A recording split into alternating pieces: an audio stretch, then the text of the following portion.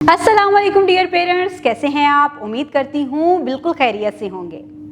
आज आपके बच्चे ने स्कूल में वाओ मुसव्वते का इस्तेमाल करते हुए नए अल्फाज बनाना सीखे हैं। उसने 2 हरफी अल्फाज सीखे, भारी आवाज़ों के साथ पढ़ा, फिर उसके बाद 3 हरफी अल्फाज, 4 हरफी अल्फाज को भी अपनी मश्क में शामिल करते हुए पहले पढ़ा और उसके साथ साथ लिखा भी है।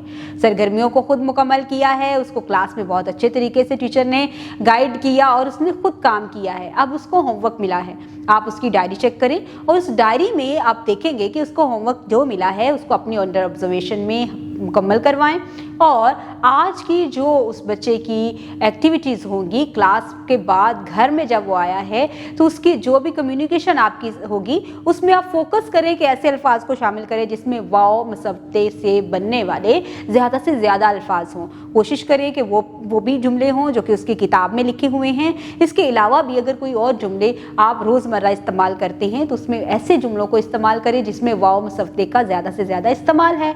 इस तरह बच्चे उर्दू बोल चाल को आम समझेंगे, घर में बोलेंगे और उसका इस्तेमाल करना भी सीखेंगे और वो रिलेट करेंगे कि जो सबक उन्होंने क्लास में पढ़ा है उसको रियल लाइफ में किस तरह से वो इम्प्लीमेंट कर सकते हैं। उम्मीद करती हूँ आपने आज की इस वीडियो से बहुत कुछ सीखा होगा। मज़ीद सीखने और जानने के लिए हमारे साथ रहिएगा। मिलते हैं अगली वीडियो में, तब तक के लिए अल्लाह हाफिज़।